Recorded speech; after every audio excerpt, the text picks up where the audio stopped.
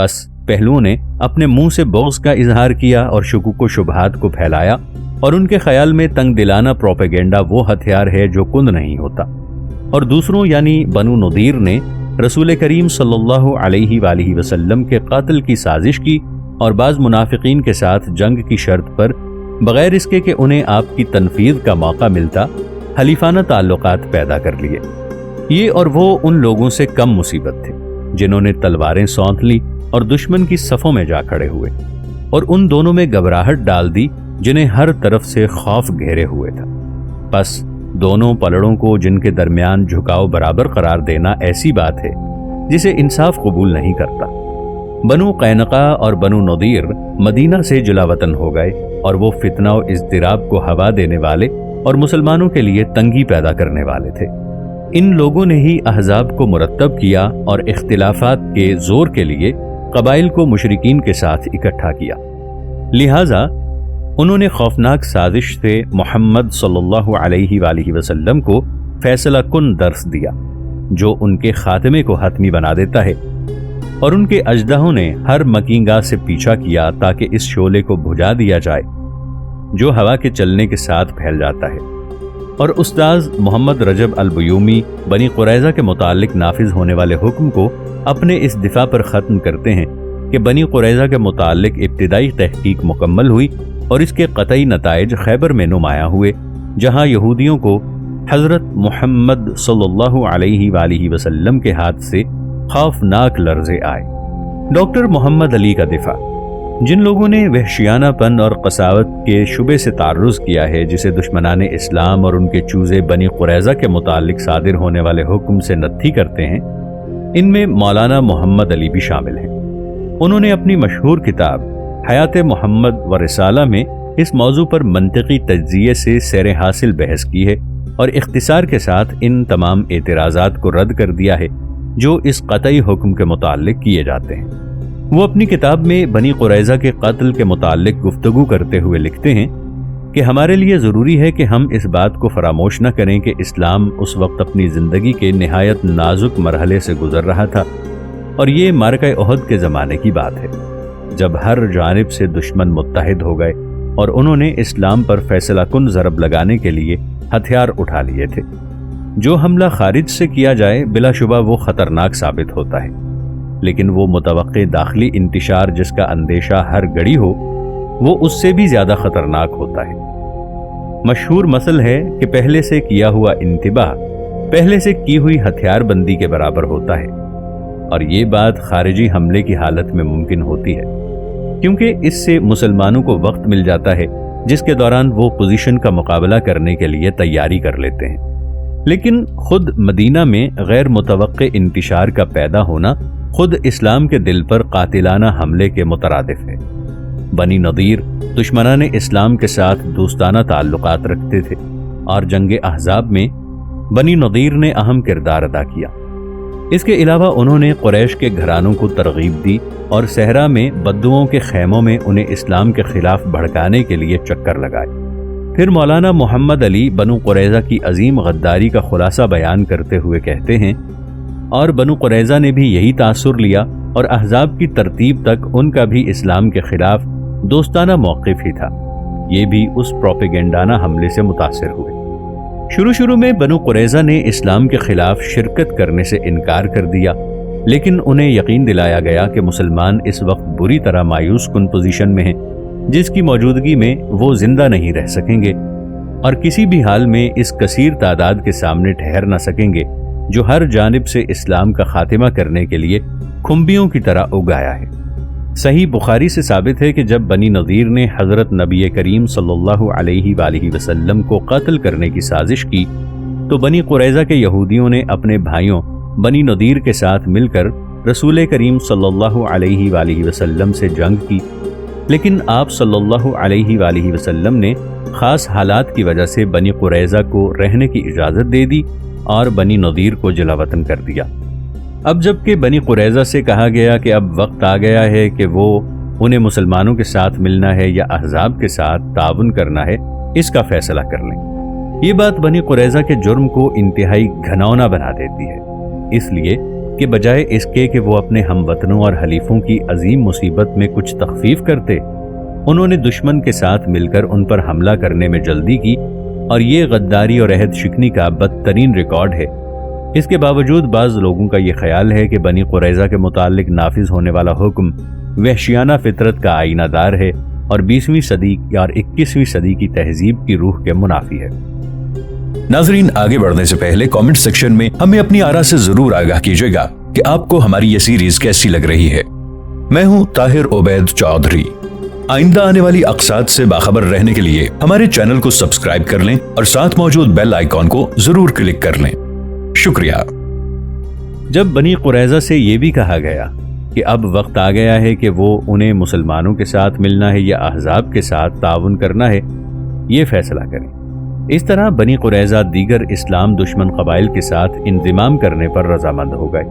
اور انہوں نے مسلمانوں سے کیا ہوا معاہدہ توڑ دیا اور احزاب کے حلیف بن گئے، اور ان سے یہ بھی وعدہ کیا کہ وہ انہیں اگلے مارکہ احزاب میں مدد دیں گے۔ حق بات یہ ہے کہ اگرچہ نیا معاہدہ خفیہ طور پر طے ہوا اور اس کا کوئی حرف موجود نہیں، لیکن بنو قریظہ نے عملی طور پر جنگ میں شرکت کی، اور اسی کی طرف قرآن کریم کا اشارہ ہے۔ سورہ احزاب آیت 26، جس کا مفہوم کچھ یوں ہے: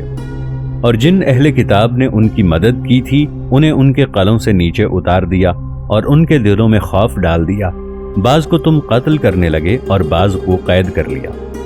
اور تاریخ بھی مارکے میں ان کی شرکت کی شہادت دیتی ہے، بلکہ انہوں نے مسلمانوں کی عورتوں پر حملہ کرنے کا منصوبہ بنایا۔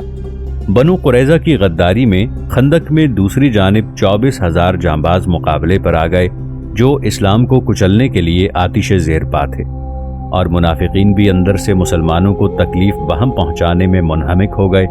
جس سے رسول کریم صلی اللہ علیہ وآلہ وسلم اور آپ کے صحابہ کی تکالیف میں از حد اضافہ ہو گیا،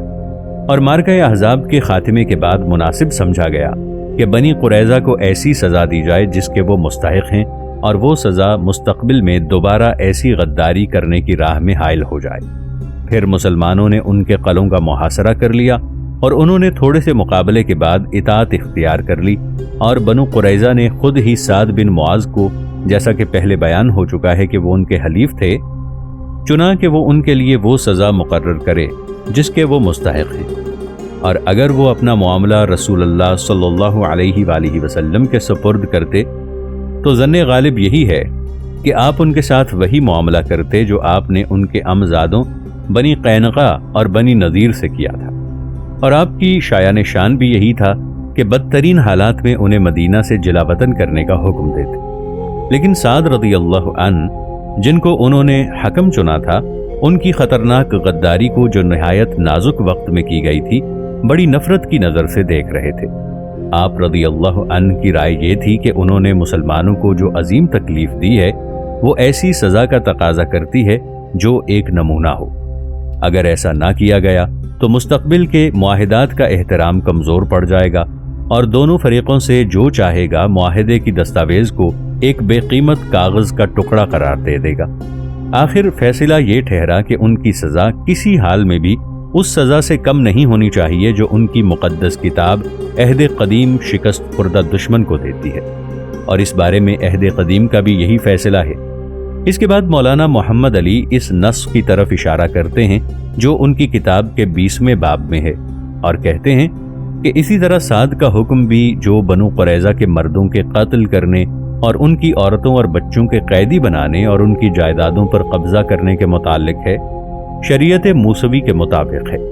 بھلا یہ سزا کیسے سخت ہو سکتی ہے جبکہ خود یہودی اپنی مقدس کتاب کے مطابق مغلوب دشمنوں کو یہ سزا دیتے ہیں؟ بنو قریظہ نے جن حالات میں یہ قبیح غداری کی وہ اس لائق ہے کہ اس کی سزا کم نہ دی جائے، حتیٰ کہ اس تہذیب کے زمانے میں بھی قاضی انہوں نے خود چنا تھا اور حکم بھی ان کی مقدس شریعت کے مطابق ہے، اور اس سے بڑھ کر یہ کہ انہیں خطرناک حد تک کی غداری کی سزا دی گئی ہے۔ اس جگہ فاضل مؤلف بنی قریظہ کے متعلق صادر ہونے والے حکم پر نکتہ چینی کرنے والوں کو مخاطب کر کے کہتا ہے کہ کیا یہ بھی کوئی منطقیانہ بات ہے کہ اس وجہ سے رسول کریم صلی اللہ علیہ وآلہ وسلم پر تنقید کی جائے؟ اس سزا کی سختی پر جو اعتراض کیا جاتا ہے وہی اعتراض شریعت موسوی پر بھی کیا جا سکتا ہے۔ حقیقت میں اس شریعت پر یہ لاشعوری انقداد ہے اور یہ تسلیم کرنا ہے کہ اکثر انسانوں کا قانون ایسا ہی ہونا چاہیے، اور اس بارے میں اسلامی شریعت سے کیا موازنہ کیا جا سکتا ہے۔ چاہیے کہ نہایت وضاحت کے ساتھ اس امر کی نقاب کشائی کی جائے کہ اسلام نے جس قانون کو پیش کیا ہے وہ کس قدر نرم اور رحیم ہے۔ شیخ غزالی کی گفتگو۔ استاذ محمد الغزالی اپنی کتاب فقہ السیرہ میں بنی قریظہ کے قاتل پر حاشیہ لکھتے ہوئے بیان کرتے ہیں کہ بلا شبہ یہ قاتل ہے، اور یہ اس شخص کے حق میں بطور تاوان کے ہوتا ہے جس کو اس نے اپنے برے سلوک سے تکلیف پہنچائی ہوتی ہے، اور ان خبیث ارادوں کی وجہ سے ہوتا ہے جن کی قسمت یاوری نہیں کرتی۔ اگر قسمت یاوری کرتی تو وہ ارادے پورے ہو جاتے، اور اگر وہ پورے ہو جاتے تو ہزاروں مسلمان تمام اطراف سے ربط و تعلق رکھنے والے احزاب کے پاؤں تلے ہلاک ہو جاتے، اور یہ یہودی ان کو انگیخت کر رہے تھے اور انہیں مدد بھی دے رہے تھے، اور بسا اوقات لیڈری کے طالبوں کی جنگیں بھی بنی قریظہ پر نازل ہونے والی مصیبت کا باعث بنی ہیں۔ اگر حوی بن اخطب اور اس کے ہمجولی اسلام کی پناہ میں رہتے اور جو آسائشیں انہیں دی گئی تھیں ان میں زندگی بسر کرتے تو انہیں اور ان کی قوم کو اس خطرناک قصاص سے واسطہ نہ پڑتا۔ پھر استاذ غزالی اس ظاہری سبب کے متعلق گفتگو کرتے ہیں جو ہمیشہ سے ہر دور اور ہر زمانے میں موجود ہوتا ہے، اور وہ یہ کہ قومیں فقط وہی ہوتی ہیں جو اپنے ہوس پرست لیڈروں کی جنگوں کی مشقت کے ساتھ قیمت ادا کرتی ہیں، جنہیں غلبہ پانے اور حکم چلانے کا مرض لاحق ہوتا ہے۔ وہ کہتے ہیں لیکن میں تو اپنے لیڈروں کی غلطیوں کی وجہ سے اپنے خون کی گراں قدر قیمت ادا کرتی ہیں، اور ہمارے اس موجودہ زمانے میں روس اور جرمن نے دھوکہ خوردہ لیڈروں کی خود غرضی کے باعث بڑی قیمت ادا کی ہے۔ یہی وجہ ہے کہ قرآن کریم ان لیڈروں پر ان کے مظالم اور لالچوں کو آشکارا کرتا ہے جو ان سے پہلے دوسرے اٹھائے ہوئے تھے۔ انصاف پسند انگریز کی رائے۔ مغربی مصنفین جب بنی قریظہ کے متعلق صادر ہونے والے حکم کو سنگدلی اور وحشیانہ پن سے تعبیر کرتے ہیں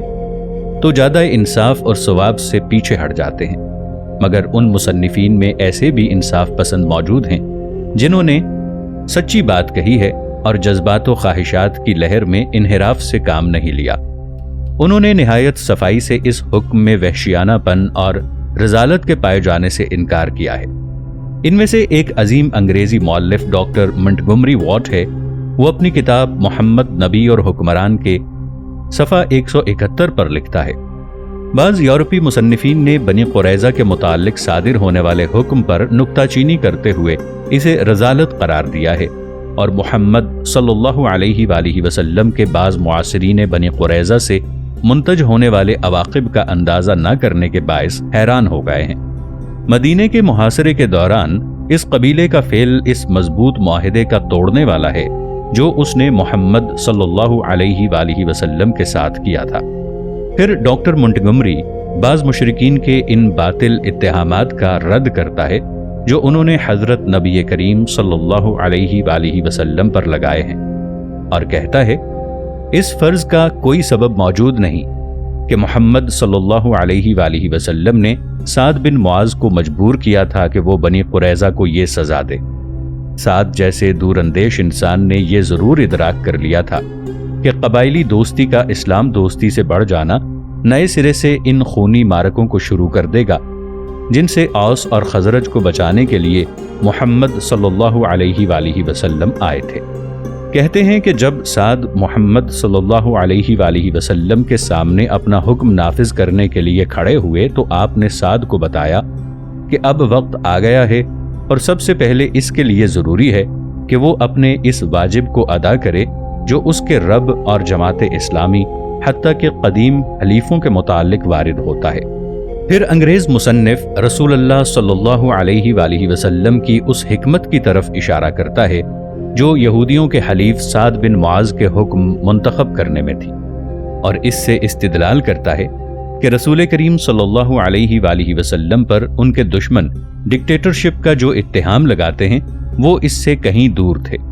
محمد صلی اللہ علیہ وآلہ وسلم کی جانب سے سعد کی تعیین کا مقصد آمرانہ اختیارات کے پیچھے چھپنا نہ تھا، اور نہ ہی محمد صلی اللہ علیہ وآلہ وسلم اس وقت اس کے مالک تھے۔ بلکہ آپ صلی اللہ علیہ وآلہ وسلم نے نہایت عقل مندانہ طریق سے ایک سخت مشکل کو حل کرنے کی کوشش کی تھی۔ پھر ڈاکٹر منٹگمری تاکید کے ساتھ یہ کہتا ہے کہ بنی قریظہ کے متعلق جو حکم نافذ کیا گیا وہ اس لیے نافذ نہیں کیا گیا کہ وہ یہودی تھے، بلکہ وہ غدار تھے جنہوں نے عظیم غداری کا ارتکاب کیا تھا۔ وہ کہتا ہے کہ بنی قریظہ کے خاتمے کے بعد مدینہ میں یہودیوں کا کوئی اہم قبیلہ باقی نہیں رہا۔ ہاں کچھ چھوٹے چھوٹے گروہ تھے، اور بعض روایات سے پتہ چلتا ہے کہ ایک دولت مند یہودی نے بنی قریظہ کی کچھ عورتوں اور بچوں کو خریدا تھا۔ اس میں کچھ شبہ نہیں کہ جو یہودی مدینہ میں باقی رہ گئے تھے وہ بہت محتاط تھے، مگر پھر بھی وہ بعض دشمنانہ کارروائیوں سے باز نہیں رہے، حتیٰ کہ بعض اجتماعی کارروائیاں بھی کرتے رہے۔ بلا شبہ غزوہ خیبر میں ان کے جذبات اپنے یہودی بھائیوں کے ساتھ تھے۔ مدینہ میں کچھ یہودیوں کا مسلسل رہنا ممکن ہے بعض ان یورپی علماء کے نقطہ نظر کے خلاف ایک دلیل ہو جو کہتے ہیں کہ محمد صلی اللہ علیہ وآلہ وسلم نے ہجرت کے دوسرے سال مدینہ کے تمام یہودیوں کے تباہ کرنے کی سیاست اختیار کی، محض اس وجہ سے کہ وہ یہودی ہیں، اور یہ سیاست سختی میں بڑھتی گئی۔ لیکن پھر ڈاکٹر منٹگمری کہتا ہے کہ محمد صلی اللہ علیہ وآلہ وسلم طبعاً اس قسم کی سیاست پر چلنے والے نہ تھے۔ آپ معاصر مشکلات کی بنیادوں کو معتدل نظر اور دیرپا سیاست کے نقطہ نگاہ سے دیکھتے تھے، اور اس کی روشنی میں عوامل کے مطابق اپنی سیاست کو اختیار کرتے تھے۔ اور یہودیوں کے قبیلوں پر آپ کے حملے کی نسبت یہ کہنا کہ آپ کو مناسب موقع میسر آ گیا تھا، ایسا نہیں ہے، بلکہ اس کے کچھ گہرے اسباب بھی ہیں۔ یہودی اپنی طرف سے قرآنی وحی کے خلاف تنقیدات کر کے اسلامی معاشرے کو ہلانے کی کوشش کر رہے تھے، نیز اپنی سیاسی تائید محمد صلی اللہ علیہ وآلہ وسلم کے دشمنوں اور آپ سے دشمنی رکھنے والے منافقین کو دے رہے تھے۔ اس کے باوجود محمد صلی اللہ علیہ وآلہ وسلم نے انہیں بغیر کوئی تکلیف دیے مدینے میں رہنے کی اجازت دے دی۔ اسلام اور غلامی، اس باب میں ایک مسئلہ ایسا باقی رہ گیا ہے جس کی جڑیں نہایت گہری ہیں۔ اس سے بحث و مناقشہ کرنا ضروری ہے، اور وہ مسئلہ ہے بنی قریظہ کی عورتوں اور بچوں کو غلام بنانے اور جملہ غنائم میں انہیں مسلمان جانبازوں کے درمیان تقسیم کرنے کا۔ دشمنان اسلام عموماً اور بنی قریظہ کے متعلق نافذ ہونے والے حکم پر اعتراض کرنے والے خصوصاً بنی قریظہ کی عورتوں اور بچوں کو قیدی بنانے اور ان کے غلام بنانے کو اسلام پر حملہ کرنے کا پوائنٹ بناتے ہیں، اور کہتے ہیں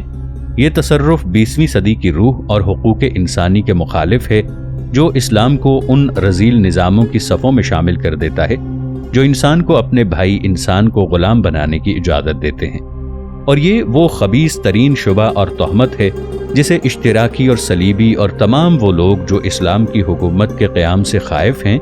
اپنے نرسنگوں میں پھونکتے ہیں، تاکہ اس دین کی صلاحیت کے بارے میں شک اور الحاد کے وساوس داخل کریں۔ اور ان وسوسوں کے نتیجے میں بہت سے مسلم نوجوان حیرت و شک اور سوالات کا شکار ہو گئے ہیں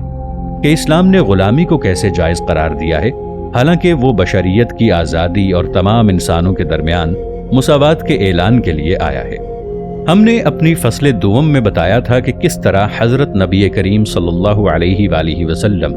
یہودیوں کی انگیختوں، لڑائیوں اور اسلامی معاشرے کو تباہ کرنے والی کوششوں کے بالمقابل حلم و صبر اور رواداری سے کام لیتے رہے۔ آپ صلی اللہ علیہ وآلہ وسلم نے ان کے خلاف کوئی کارروائی نہیں کی اور نہ ہی انہیں کوئی تکلیف دی، یہاں تک کہ انہوں نے خود طاقت، خونریزی، فوجوں کو لانے اور ظلم و سرکش سے جنگیں بھڑکانے کا کام شروع کر دیا۔ یہ سوال بعض مسلم نوجوان ہمیشہ دہراتے رہتے ہیں جو اس دین کے دشمنوں کے بعض وسوسوں سے متاثر ہیں۔ ان نوجوانوں کو دشمن کلیتاً کفر کے گڑھے میں دھکیلنے میں کامیاب نہیں ہو سکے۔ حقیقت یہ ہے کہ ایک حساس سوال ہے، اور ہم اس جگہ موقع کی مناسبت سے اس کا تفصیل سے جواب دیں گے، اور کم از کم ہم حیرت کے ان بادلوں کو پراگندہ کر دیں گے جو کبھی کبھی بعض موجودہ نوجوان دانشوروں کے دلوں سے لپٹ جاتے ہیں، جو تشکیک و اتہام کے ان حملوں سے متاثر ہو جاتے ہیں جو اسلام دشمن لوگ اس دین پر کرتے ہیں، خصوصاً غلامی کے مسئلے پر۔ ہم ان سوالات اور اتہامات کا جواب جو اسلام کے غلامی کے موقف کے متعلق کتاب و سنت کی نصوص سے استدلال کر کے نہیں دیں گے، کیونکہ یہ دشمن اور اس کے دین کی طرف منسوب ہونے والے افراد جو ان کے وسوسوں سے متاثر ہیں اسے تسلیم نہیں کریں گے، لہٰذا ہم ان کا جواب عقل مندی کے فیصلے کے مطابق دیں گے۔